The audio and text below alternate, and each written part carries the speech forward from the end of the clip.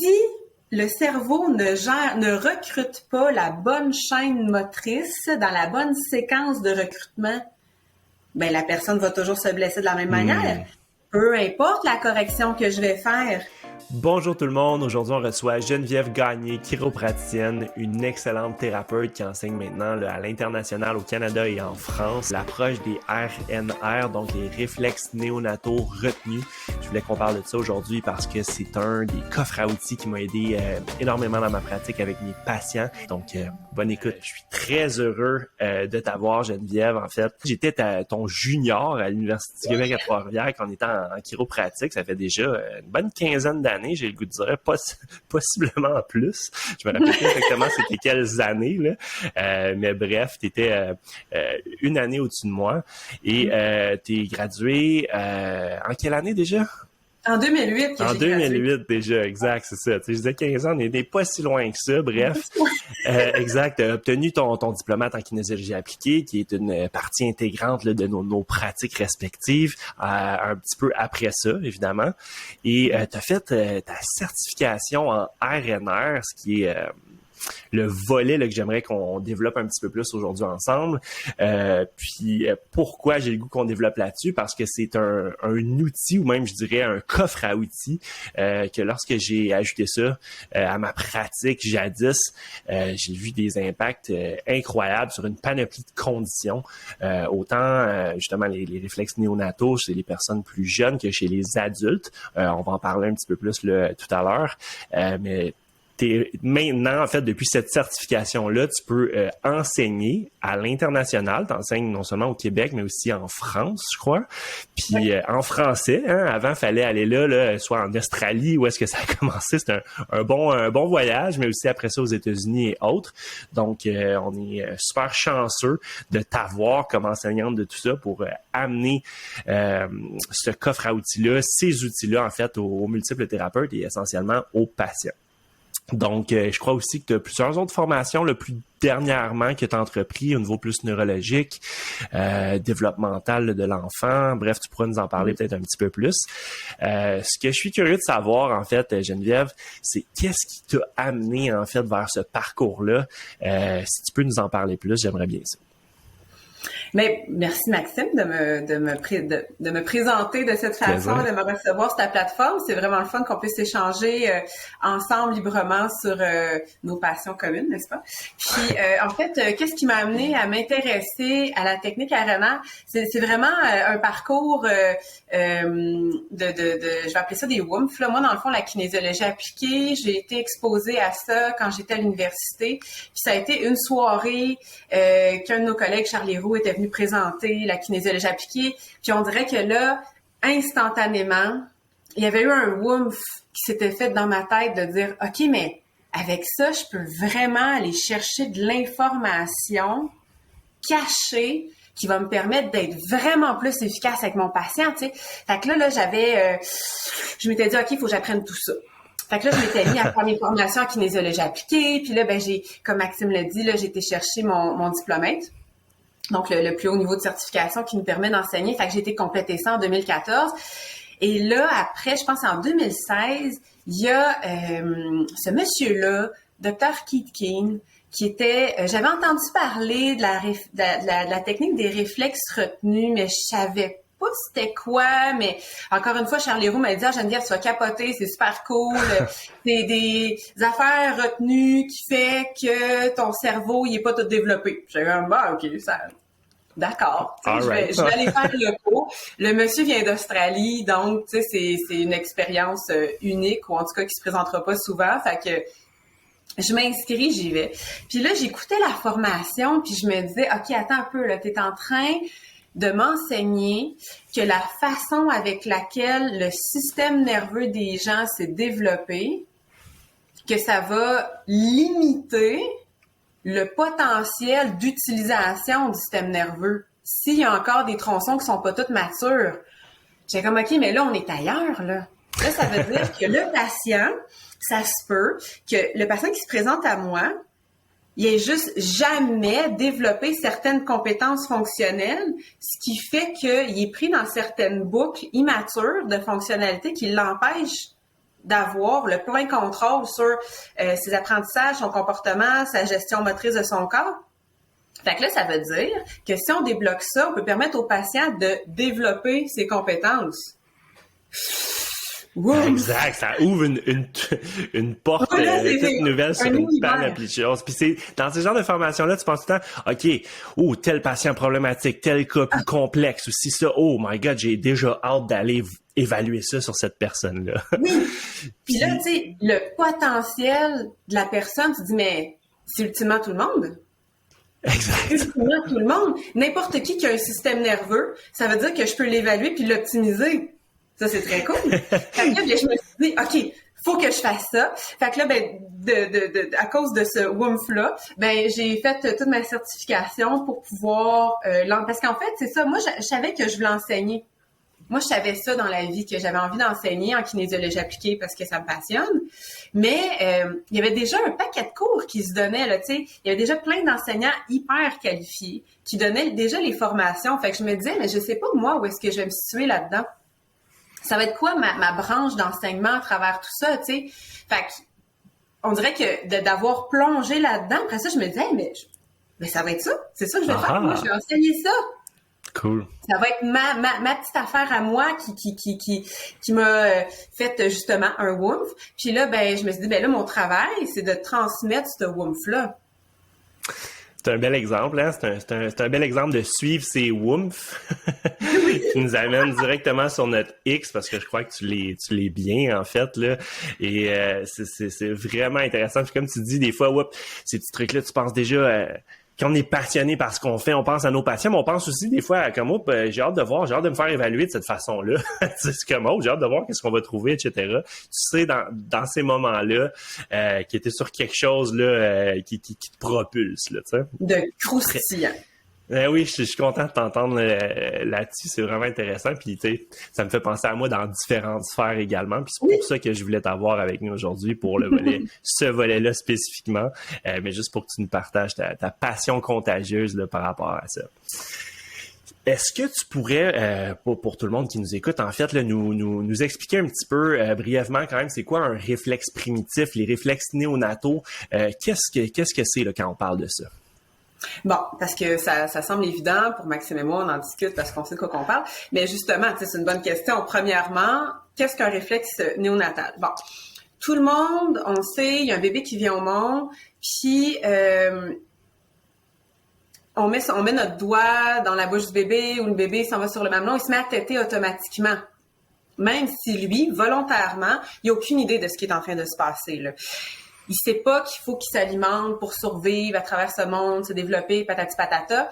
C'est un paquet de petits programmes, comme le réflexe de succion, OK, que je viens de vous décrire. C'est un paquet de petits programmes qui viennent d'emblée avec le système nerveux. Fait que c'est comme si on avait notre petit ordinateur avec des programmes de base, genre Office.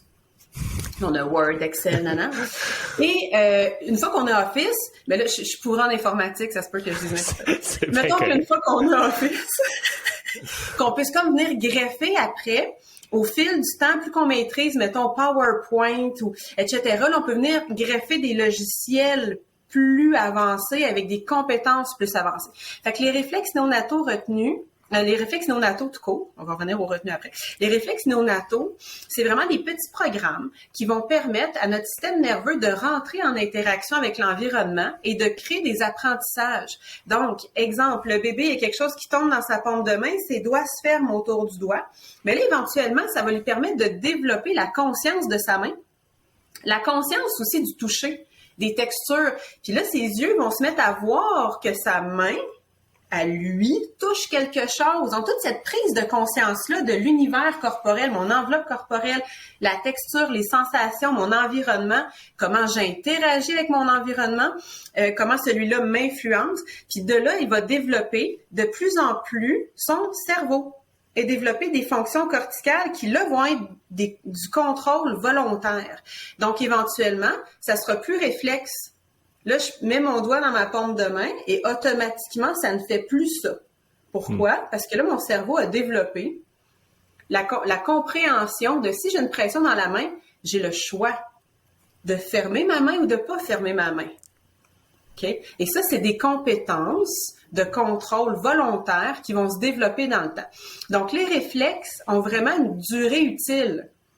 Parce que dans notre développement, il y a une portion du temps qu'on n'a pas développé ce contrôle conscient-là. Donc, on a besoin de ces automatismes-là qui vont nous permettre de commencer à interagir dans notre environnement.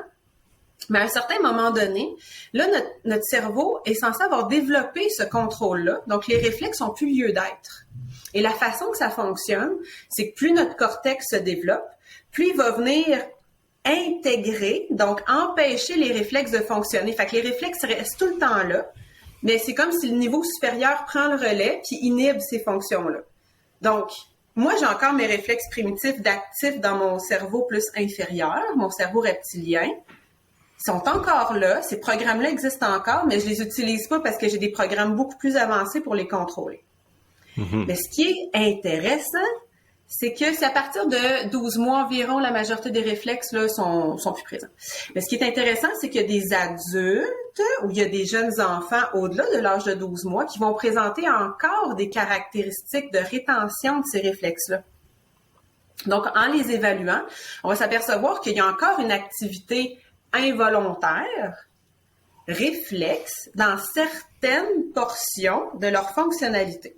Et cette technique-là, dans le fond, la technique que moi j'enseigne, nous permet d'évaluer la rétention atypique de certains réflexes primitifs chez des gens dont la durée utile est dépassée. Donc, on tombe en rétention atypique. Fait à partir de 12 mois, fait que la petite enfance, enfant, ado, adulte, personne âgée, qui ont encore des patrons réflexes qui sont encore actifs et qui les empêchent de développer leur contrôle pour pouvoir vraiment organiser leur fonctionnalité, vivre dans l'environnement et contrôler toute l'information qui rentre et la façon avec laquelle ils vont fonctionner dans cet univers-là, autant au niveau de la perception sensorielle de l'information, autant au niveau comportemental, autant au niveau moteur. Fait que là, ça vient chercher plein de dimensions très intéressantes. Fait que les réflexes primitifs, c'est vraiment des logiciels de base, mais le fait qu'on évolue, on grandisse, on apprenne, bien, ces réflexes-là, ils n'ont plus raison d'être. Donc ça, c'est une grande définition de réflexe primitif. Non, mais je comprends bien exactement. C'est ça, puis tu sais, c'est pas simple. Puis justement, l'impact, même si des réflexes justement, du nouveau-né un petit peu plus, primitif, qui l'impact est sur une panoplie de systèmes. Fait que c'est pour ça qu'il y a une réponse simple, ça se fait bien, mais comme tu dis, il y a quand même une élaboration à faire. Et c'est ça qui est super intéressant, c'est que il y a tellement d'implications, puis on se rend compte, c'est ça qui est le fun dans ces formations-là, ces séminaires-là, quand on revient d'un week-end ou d'un quelques jours, puis le lundi en clinique, on commence à évaluer nos patients avec cette approche-là, puis on se rend compte que, wow, c'est présent chez beaucoup de gens, puis... Justement, à différents degrés. Exactement. Tu sais, ça peut être impliqué dans différents processus chroniques ou autres. Puis c'est là que, en évaluant ça chez plusieurs patients, petits comme grands, wow, des fois des déblocages de justement des conditions plus complexes, chroniques, ou juste des petits changements, mais ô combien impressionnants. Tu sais, sur tellement de spectres. Je parle des fois l'humeur, la concentration, le mood, la coordination, bref, j'en passe. Mais c'est là que j'étais comme, wow, vraiment intéressant que ce soit présent plus qu'on le pense chez l'adulte. Évidemment, chez l'enfant ou des fois les jeunes enfants avec difficulté d'apprentissage, ça aussi, ça a été wow dans ma pratique à différents niveaux. Puis qu'est-ce qui fait, Geneviève, que justement ces réflexes-là sont pas nécessairement bien intégrés ou ils demeurent retenus pour... oui, parce que ça, c'est une question... vraiment pertinente parce que, comme j'ai dit, la majorité des réflexes, après l'âge de 12 mois, ne devraient plus être présents. Mm-hmm. Ça fait partie de l'histoire de vie normale des réflexes. Fait qu'est-ce qui fait qu'après 12 mois, il y a certaines personnes qui vont encore avoir de la rétention de ces réflexes-là? Puis en fait, il y a plusieurs causes. Il y en a beaucoup qui est associé à la grossesse. Fait qu'il y a plusieurs possibilités, plusieurs hypothèses, mais il y a rien de... Dans la littérature scientifique, c'est difficile de vraiment se statuer, mais on sait qu'il y a plusieurs facteurs qui ont des impacts. Mm-hmm. Donc, la grossesse en est un. Donc, si la mère a eu des stress importants, dû prendre la médication, est hospitalisée pendant la grossesse, pendant le développement du système nerveux du bébé, là, Mm-hmm. Il faut pas oublier que les hormones traversent aussi le placenta, donc si la mère vit des grands stress, ça va influencer sur le développement du bébé, la glycémie, etc. Fait qu'il y a un paquet de facteurs pendant la grossesse qui va affecter aussi le développement du système nerveux et qui peut suractiver certains réflexes primitifs dans l'utérus de la mère. Fait que ça, c'est première chose. Difficulté lors de l'accouchement, parce qu'il y a certains réflexes primitifs qui permettent vraiment la survie du système nerveux autonome, la fonction respiratoire, cardiaque, etc. Donc, si ça rentre en mode survie pendant l'accouchement, ben à ce moment-là, ces réflexes-là vont devenir omniprésents et empêcher le développement des autres. Fait que ça va faire qu'il va y avoir un délai vraiment dans lequel l'enfant va développer ses compétences après ou qui peut être bloqué à une certaine étape. L'immobilisation d'un membre, fait que si, mettons, un petit enfant a une fracture de la clavicule pendant l'accouchement, puis que là, ben, à ce moment-là, il n'utilise pas ce membre-là pendant un bout de temps, ben c'est sûr qu'il va moins développer ses compétences pour empêcher ses réflexes primitifs de fonctionner. Fait qu'il va avoir un retard aussi par rapport à l'autre côté. Torticolis congénitale, plagiocéphalie, ça c'est quand le crâne a des formes un peu variantes. Donc la tête va toujours être déposée d'une certaine façon, fait que l'enfant ne va pas développer les deux côtés en même temps. Ça peut être une façon avec laquelle les réflexes vont être retenus ou encore actifs au-delà de leur durée utile. Donc, il y a plusieurs hypothèses autour de ça. Une infection grave qui va affecter qui va créer de l'inflammation dans le système nerveux central, va empêcher, bien sûr, le cortex de se développer parce que on n'est pas du tout en mode développemental, on est en mode gestion de l'inflammation, de l'infection.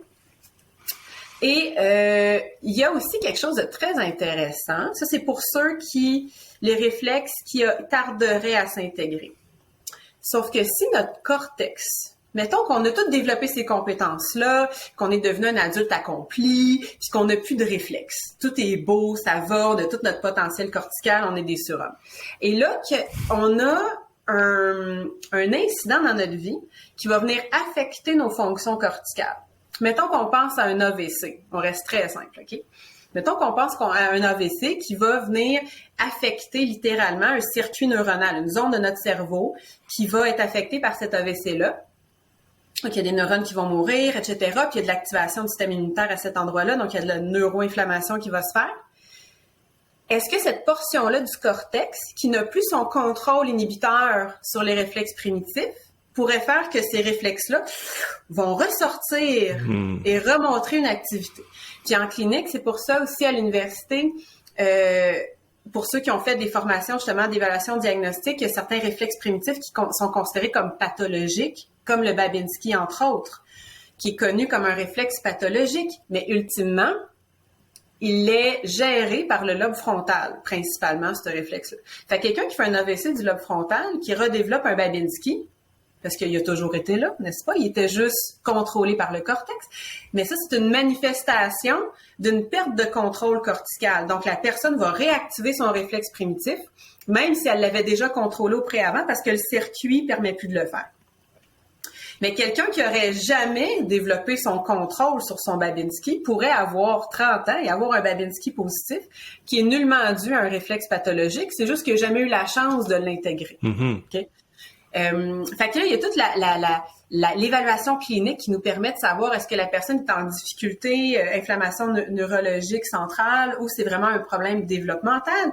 Mais on pourrait réactiver des réflexes primitifs au courant de notre vie si on a quelque chose qui va venir affecter nos fonctions corticales. Donc, de ce que tu me dis là, tu me prends l'exemple d'un AVC, tu me parles d'inflammation au niveau cérébral, justement, et autres, mais est-ce que, justement, l'environnement, est-ce que le volet, justement, toxicité, est-ce que le volet neuroinflammation, parfois, on parle beaucoup du microbiote, tout ce qui est le volet, style de vie, peut avoir un impact sur l'intégration de ces réflexes-là? Ou la retenue de ceux-ci? Ben, chez le jeune enfant, définitivement, parce que, dans le fond, tout ce qui va altérer le potentiel de développement cortical, Mm-hmm. OK? Donc, on parlait infection, toxines. Puis là, tu sais, est-ce qu'on peut se lancer dans le champ électromagnétique? Il y a quand même des études assez intéressantes sur le fait que la paroi crânienne n'est pas très épaisse chez un enfant. Fait que la pénétration des champs électromagnétiques est beaucoup plus grande. Est-ce que là, à ce stade-ci, il y a des études qui ont été faites sur est-ce que les enfants exposés au IMF ont plus de réflexes néonataux retenus ou pas à intégré. Suivre, c'est ça. C'est des hypothèses. On parle d'hypothèses. On est tous dans les hypothèses, mais est-ce que c'est des facteurs environnementaux qui peuvent être nuisibles? Sure.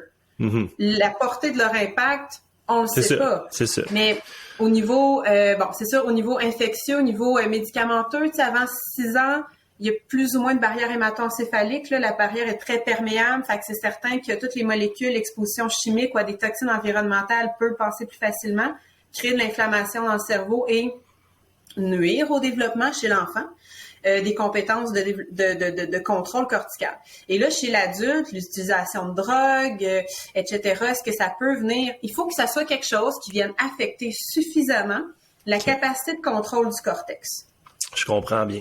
Puis tu sais, c'est intéressant. Puis, ce que j'entends aussi là, c'est qu'il y a une période quand même cruciale, qui commence dès dans le ventre de la mère, essentiellement, jusqu'à justement au moins 1 an et potentiellement un petit peu plus, où est-ce que où est-ce qu'il y a un équilibre fin qui doit être atteint, et s'il y a une interférence, ben là, il faut faire attention un petit peu. Puis c'est pour ça me touche beaucoup parce que moi, j'attends un petit bébé sous peu, puis j'entends ça, puis je suis comme, écoute, parfait. Bon, des stresseurs, on en a tous, de la toxicité environnementale, on en a tous. Est-ce que tu crois que il y en a plus, justement, on en trouve plus de nos jours que jadis, des troubles d'intégration comme ça? C'est difficile à vraiment bien statuer de façon certaine parce que avant, est-ce qu'on a évalué la présence de ce phénomène-là? Là, on s'y intéresse beaucoup, fait qu'on en voit, mais tu sais, avant ça, dans le fond, Dr. Keat, lui, ça lui a pris environ une 30aine d'années mettre sur pied la technique, fait qu'il a commencé très tôt à travailler là-dessus, puis à l'époque, il en voyait quand même beaucoup.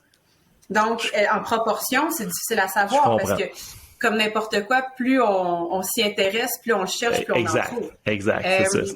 Sauf que, je devrais dire il y a quand même des études très intéressantes sur l'activation du système immunitaire chez la maman et l'impact sur le potentiel, l'augmentation des facteurs de risque chez l'enfant d'avoir des réflexes encore actifs au niveau ADHD, donc TDAH et autisme. Donc, ça augmente les facteurs de risque, le fait que la mère ait soit une maladie auto-immune, ait une infection grave, ou ait un niveau d'inflammation quand même assez élevé pendant la grossesse. Et ça, on sait que chez les mères actuellement, le niveau d'activation immunitaire est quand même beaucoup plus élevé qu'il l'était, ne serait-ce que par le stress, les changements hormonaux, l'environnement, etc. Fait que j'aurais tendance, à cause de cette littérature-là, qui est un article vraiment très intéressant, qui est sorti il y a, je pense, 2-3 ans, puis c'est vraiment un bijou, là, c'est un beau document, puis je pourrais, s'il y en a qui sont intéressés, là, je pourrais vous le rendre disponible, là. C'est vraiment un bel article. Et relatif à ça, j'aurais tendance à dire qu'avec les années, il y en aura plus à cause de ça. Okay. Parce que cet article-là aussi relatait le fait qu'il y a plus de troubles d'apprentissage et du comportement à cause de ces phénomènes-là, qui serait une cause potentielle à l'augmentation fulgurante. En fait, une grande pandémie actuelle chez les enfants, c'est l'autisme. C'est la chose qui va chercher. C'est la situation développementale qui va chercher la plus haute croissance à ce jour sur la planète. Fait que c'est un sujet auquel il faut qu'on se pose des questions. Exact. Puis, c'est un peu ça qui m'amène ce questionnement-là, pour la simple et bonne raison que justement le volet toxicité, puis justement, je crois en 2005, il y avait un article qui parlait, dans le cordon ombilical, 200 plus polluants et compagnie, puis je me dis, écoute, 2005, ça doit pas avoir été en s'améliorant, tu sais. Puis on s'entend, toutes ces conditions-là sont multifactorielles. Là, on parle de un volet, mais c'est pour ça que j'étais curieux de voir ce que tu en pensais personnellement. Mais puis grosso modo, ces fameux réflexes-là, et comment les corrections sont faites justement en clinique? Est-ce que c'est plusieurs modalités? Est-ce que c'est une chose? Juste concrètement, là, pour ceux qui nous écoutent, ça ressemble à quoi, grosso modo? Ça peut ressembler à quoi une correction? Ou des exercices, des corrections mécaniques, des recommandations, des suppléments? Bref, je suis curieux. Ben, en fait, la technique RNR sert à ultimement enlever l'interférence qui a empêché le cortex de développer son contrôle inhibiteur. Mettons qu'on garde ça simple. Fait que la technique en tant que telle va permettre d'aller... C'est vraiment une séquence très, très, très spécifique. On s'est aperçu qu'il y avait une séquence correctionnelle pour chaque réflexe qui lui était très propre. Donc, quand on fait cette séquence-là, on sait qu'on vient débloquer de l'interférence au niveau soit de la dure-mère, soit du crâne, soit des vertèbres. Fait qu'on va travailler vraiment beaucoup les extrémités, sacrum. Fait qu'il y a beaucoup de crânio-sacrés. Occiput, différents os crâniens, certaines corrections vertébrales, pour venir assister l'information à vraiment bien se véhiculer de la perception périphérique, de la motricité vers le cortex pour développer ces compétences-là. Donc ça, c'est ce qu'on fait en salle. Ensuite de ça, la personne à la maison, il faut qu'elle crée le circuit, parce que c'est beau de débroussailler le chemin, sauf que si personne l'utilise, ou si on l'utilise très peu, il va rester petit. Mais si on marche dedans tous les jours, puis qu'on le stimule, mais ça va devenir une autoroute. Puis une fois qu'il y a une autoroute, ben là, on appelle ça la neuroplasticité. Une fois que l'autoroute, elle est créée et utilisée, ben les axones sont efficaces, sont rapides, sont gainés, sont myélinisés. Puis là, après ça, la personne va vraiment avoir développé beaucoup cette compétence-là. Donc, c'est certain que les compétences neurologiques ne se créent pas par une correction. Ils se créent par la répétition de la stimulation de cette compétence-là. Okay? Donc, les exercices qu'on donne à la maison renforcissent le chemin. Nous, en clinique, par les corrections crâniennes et tout, on va créer vraiment ce qui débroussaille. Et là, par rapport à ces circuits-là, on sait que les neurones, pour communiquer entre elles, utilisent des neurotransmetteurs pour créer vraiment la chaîne synaptique et la communication. Donc, il est possible qu'on vienne supporter le neurotransmetteur spécifique à cette compétence-là à développer. Donc, ça se peut qu'on vienne supporter avec différents cofacteurs de production, de dégradation d'un neurotransmetteur pour vraiment venir supporter le cerveau dans l'élaboration de cette compétence-là. Fait qu'on peut venir utiliser certains produits naturels à cet effet-là. Cool. C'est une belle synthèse dans le sens où justement, en clinique, on va enlever les interférences, on va aider le corps à justement faire ce qu'il y a à faire, ça revient souvent à ça, puis après ça, justement, renforcer cette nouvelle configuration-là, saine et fonctionnelle. J'aime ça. Puis, quand justement penser à se faire évaluer ou à faire évaluer ce volet-là, est-ce qu'il y a des signes et symptômes plus spécifiques? Est-ce que je sais que tantôt on disait, ça peut les implications peuvent être tellement diverses, mais est-ce qu'il y a des choses qui sont soit textbook, ça faudrait penser à ça, ou quand les gens, ce serait une bonne façon un bon temps de penser, il faudrait peut-être que je fasse évaluer ça. En fait, les réflexes primitifs, dans la littérature, il y a beaucoup de corrélations avec les troubles d'apprentissage et du comportement. Puis d'ailleurs, il y a beaucoup justement de techniques autour de l'ergothérapie, la physiothérapie, la neuropsychologie qui sont vraiment orientées vers les réflexes primitifs, la rétention des réflexes primitifs et certaines manifestations cliniques. Fait que c'est sûr que si on cadre dans ces manifestations cliniques-là, ben textbook au niveau gestion du comportement, fait qu'avoir des gros up and down au niveau émotionnel, là, tu sais, les gens qui vont partir de rien à j'explose, tu sais, j'ai aucune zone de gris dans la façon avec laquelle je suis capable de gérer mon volcan intérieur. Donc ça, c'est très, très textbook pour des réflexes primitifs.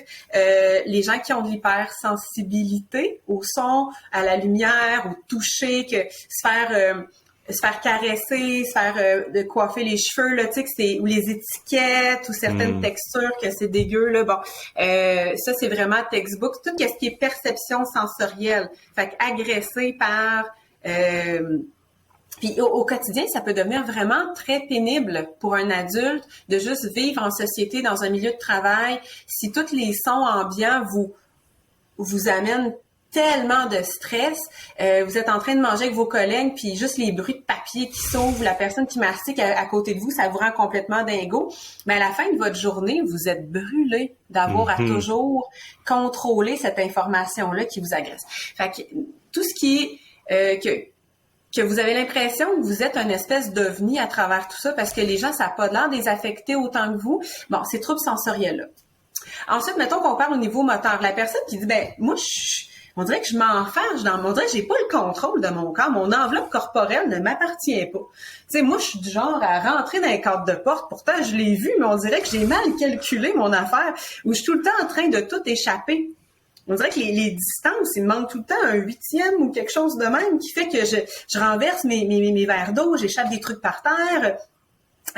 Ma dextérité fine, ma coordination, j'ai la difficulté à faire des choses, des choses raffinées et tout. Donc ça, c'est aussi, ça fait partie de petites choses clés. Et ça peut aller tellement loin, mais au niveau surtout là, moi ce que j'aime beaucoup dans la pratique, parce qu'ironiquement j'ai pas une pratique pédiatrique, je vois des enfants, vieux, adolescents et adultes, même si les réflexes primitifs sont souvent associés à de la pédiatrie. Et les troubles chroniques et récurrents. Donc, la personne qui se blesse toujours à la même place, de la même manière. Et c'est vraiment ça qui m'a fait woomfer sur la technique. C'est que j'avais des fois la frustration que j'avais mon patient qui avait toujours... une douleur à la fesse, tu sais, quelque chose de très, très banal. Puis là, tu sais, je l'évaluais, puis là, je faisais des super corrections, puis plein d'affaires. Le patient se levait, il avait plus du tout mal, il était comme, ça va vraiment bien. Puis là, je suis comme, OK, cette fois-ci, on l'a, là, ça va marcher, ça va. Puis la personne, elle revient comme, tu sais, ça a pris une journée ou deux, puis t'es encore là, tu sais. Et plusieurs rendez-vous comme ça. Donc là, la technique RNR m'a fait comprendre que, en bout de ligne, si le cerveau ne recrute pas la bonne chaîne motrice dans la bonne séquence de recrutement, ben la personne va toujours se blesser de la même manière. Peu importe la correction que je vais faire. Parce que le programme est immature. Si lui, il recrute sa fesse comme un enfant de 6 mois, par exemple, qui est rendu à l'étape de ramper, mais que là, il a quand même réussi à bypasser des trucs, puis être debout sur ses pieds, puis fonctionner de façon bipédale, mais que vraiment la façon avec laquelle il va recruter sa séquence motrice quand il marche, ben il va avoir de la surcharge sur certains groupes musculaires. Fait que le problème va se représenter tout le temps, parce que le programme est immature. Et donc, pour tous ces problèmes-là récurrents, qui sont simples des fois, ou tu sais, juste une tension à l'épaule que le patient a tout le temps, puis qui part jamais, puis c'est des petites frustrations comme clinicien. Je dis, mon Dieu, un problème si simple, mais que je suis pas capable de venir à bout. La personne qui fait du travail de bureau, qui a toujours des tendinites, des épicondylites, puis etc. Parce que quand elle tape au clavier, ben si la personne est encore en train de fonctionner en groupe, ben le fait de voir à dissocier le mouvement de ses doigts, ça demande tellement de recrutement moteur, même ça peut remonter, elle a peut-être même besoin de son épaule, cette personne-là, pour bouger ses doigts, là. Fait que ça se peut que ça y fasse une tension au niveau de toute la chaîne motrice jusqu'à son cou, juste parce qu'elle n'a pas développé le contrôle dissocié de chacun de ses doigts, elle fonctionne encore en bloc. Fait que cette personne-là va développer continuellement des tendinites, même si elle a un clavier ergonomique, une souris ergonomique, un bureau spatial, tout ça, ben elle va toujours se blesser de la même manière. Fait que ça peut vraiment s'adresser à des conditions cliniques vraiment hyper courantes. Là, je parle en chiropratique parce que je suis chiropraticienne. Autant que pour des situations, je travaille en collaboration avec des psychologues qui voient justement des troubles d'hypersensibilité ou des troubles de gestion de l'humeur. Puis, ils me les envoient pour que j'évalue leur fonctionnalité neurologique. Parce que moi, je fais pas de psychologie. Sauf que si je suis capable d'évaluer certaines rétentions de réflexes, qu'on sait qu'ils ont des liens avec ces dimensions-là plus psychologiques, elle évalue les dimensions psychologiques, elle me les envoie.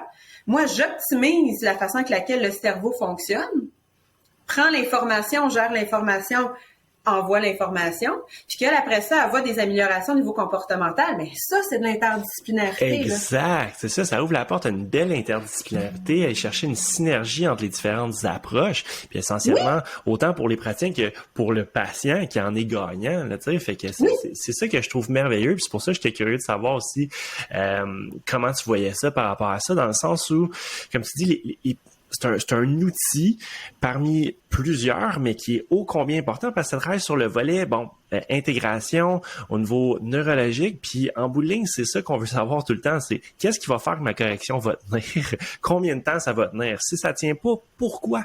Donc, si mon système nerveux est plus équilibré, essentiellement, tout va s'en sentir pour le mieux, incluant des fois des conditions récurrentes, mais comme tu disais aussi, chez toutes ces petites conditions-là, chez les enfants, je vois ça souvent beaucoup aussi, hypersensibilité, tout ce qui est volet motricité, des fois, ça peut être juste ça, des fois, qui va jouer sur leur apprentissage, leurs symptômes à l'école, etc.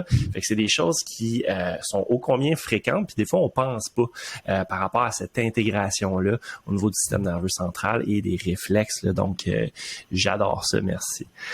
Puis, je voulais savoir, justement, ces formations-là que tu donnes essentiellement, est-ce qu'il y a des prérequis? Ça s'adresse à qui?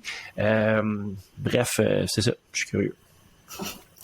La technique RNR, en fait, c'est un cours qui est considéré avancé en kinésiologie appliquée.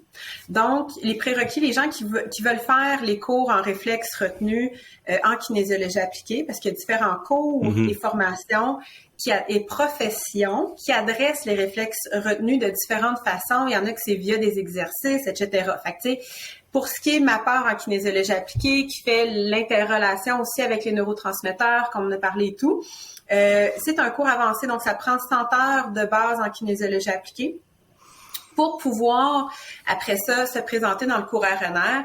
Pourquoi? C'est que dans le 100 heures de base, on explore vraiment tout le B à bas des différentes corrections en kinésiologie appliquée, comment les challenger, etc. Et là, on utilise ça pour faire l'évaluation des réflexes primitifs. Fait qu'il faut que la personne, même si elle le maîtrise pas à 100%, il faut qu'à tout le moins, elle ait déjà entendu parler de certaines corrections crâniennes, des types de challenge, direct, indirect. Il faut qu'elle ait déjà un petit peu entendu parler de tout ça. Donc, ça prend 100 heures de base pour pouvoir venir en RNR. Et là, il y a un nouveau cours qui sort maintenant en avril, qui lui, qui est un peu la finalité. Là, c'est un cours que j'ai mis sur pied avec le docteur Joe Smith, qui travaille à San Francisco. Lui, il a un diplomate en kinésiologie appliquée et neurologie fonctionnelle. Et là, ce cours-là, qui est comme le 4e module de la série, si on veut, peut quand même s'adresser à n'importe qui n'a pas de background en kinésiologie appliquée, parce que c'est pas un cours kinésiologie appliquée. C'est un cours qui va s'adresser à n'importe qui voudrait être capable de quantifier comment fonctionne le cortex dans le contrôle de toutes les différentes séquences par en dessous, donc le contrôle autonomique. Fait que comment j'évalue mes fonctions du système nerveux autonome, les nerfs crâniens, les battements cardiaques, les réflexes pupillaires, le patron moteur, la symétrie du corps. Donc, comment je prends toute cette évaluation objective-là chez mon patient, je la mesure, je la quantifie, puis qu'est-ce que je fais pour venir moduler ça et comment j'interviens via vraiment les neurotransmetteurs à différents niveaux spécifiques. Fait qu'on va venir chercher neurologie fonctionnelle, médecine fonctionnelle, des petits in de kinésiologie appliquée, mais quelqu'un qui veut juste s'intéresser à la neuroinflammation, la prise en charge des patients avec des commotions cérébrales ou qui ont eu des AVC, ou des gens qui ont des troubles vraiment au niveau du développement de leur capacité d'interprétation de l'environnement. Là, c'est très vague ce que je viens de dire. La neuroception, pour ceux qui connaissent un peu la théorie polyvagale, donc le développement de ma capacité d'interpréter mon environnement, est-elle saine ou est-elle complètement aberrante? Parce que ça, c'est le fondement avec lequel tout le reste de mon système nerveux va fonctionner. Fait que le patient qui est essentiellement en dominance sympathique tout le temps, qui draine ses surrénales à toujours être en réaction face à l'univers, ben son naturopathe ou son médecin ou peu importe, ou son chiropraticien a beau faire des recommandations pour des suppléments pour supporter les surrénales, si la façon avec laquelle le cerveau perçoit toujours son environnement comme un environnement stressant et potentiellement menaçant, tout le reste s'effondre, là. Il n'y a rien qui va tenir jamais. Donc, on va aussi s'intéresser à savoir à la base comment est-ce que le système nerveux perçoit son environnement, comment qu'on évalue ça, et comment qu'on évalue toutes les capacités corticales de venir moduler le reste. Fait que ça va être vraiment un cours très fascinant. Les prérequis, avoir de l'intérêt. OK. Ça prend pas justement une profession en particulier, chiro, ostéo, physio. Ce cours-là va s'adresser à des gens qui ont des compétences d'évaluation clinique diagnostique. OK? Parfait. Fait que là, là-dedans, on va rentrer médecin, chiro. On accepte des ostéopathes également, des collèges reconnus. Puis pour l'instant, mais ça se limite à ces professions-là parce qu'on veut vraiment des professionnels qui sont aptes à poser aussi un diagnostic par rapport à l'évaluation clinique. Okay. Donc, on a ces prérequis-là si on va au niveau professionnel. Cool. Et sinon, ultimement, c'est l'intérêt. Ben oui, exact. C'est le premier ingrédient, l'intérêt, la curiosité, évidemment. Avoir envie d'avoir un woomph. C'est ça, exactement. Puis d'aller t'outiller encore un petit peu plus. Si tu me parles de ça rapidement comme ça, le volet dominance sympathique, écoute, c'est comme impliqué dans combien de, c'est ça, c'est combien d'addons aussi de nos jours et bon, avec 2022, mais au-delà de là, à quel point si on peut venir aider ça, on peut aider une panoplie de facettes de la santé de nos patients. Donc, super. C'est quelle date? 15, 16, 17 avril et c'est un cours en présentiel. Yeah! Donc, yeah! Cool. Donc, avec vraiment du vrai toucher, des vraies personnes et tout ça. Donc, puis c'est vraiment un cours qui est très, avec un accent vraiment sur le volet atelier pratique. Ouais. Fait qu'on veut avoir un petit groupe pour vraiment pouvoir avoir un coaching. Il y a beaucoup d'ateliers pratiques, beaucoup de workshops. Fait que c'est ça, ça va être une belle fin de semaine. Cool. Puis, je veux savoir aussi si les gens, justement, veulent te rejoindre ou vous rejoindre la clinique ou, justement, savoir un petit peu plus là, sur se faire évaluer, justement, avec la technique des RNR, les réflexes néonataux. Est-ce qu'il y a un site, justement, je vais pouvoir le mettre là, dans les notes là, de l'épisode pour pouvoir trouver un praticien qui pratique de cette façon-là dans leur région et se faire évaluer? Ben en fait, on a réussi à mettre ensemble au Québec tous les praticiens qui sont suffisamment à l'aise avec la technique RNR pour pouvoir vraiment prétendre faire une belle prise en charge puis aider les patients à travers ça. Donc, ils ont fait le cours de façon peut-être plus sérieuse que juste un survol. Donc, j'invite à peut-être me contacter en privé. Parfait. Pour que je puisse, dans votre région, là, vous donner la liste des gens qui est plus approprié pour votre secteur. Puis de Ottawa à Rivière-du-Loup, on a des gens. Là. Fait que on gravite quand même assez large dans la province. Donc, mon courriel que je pourrais te donner... Oui, je vais le mettre tout ça. Tu donneras tes informations. Je vais pouvoir les mettre dans les notes là, en bas de show qui appelle. Et à partir de là, justement, je suis... c'est ça, pour tous les gens, là, avec tout ce qu'on a nommé, comme vous avez pu voir, les implications sont...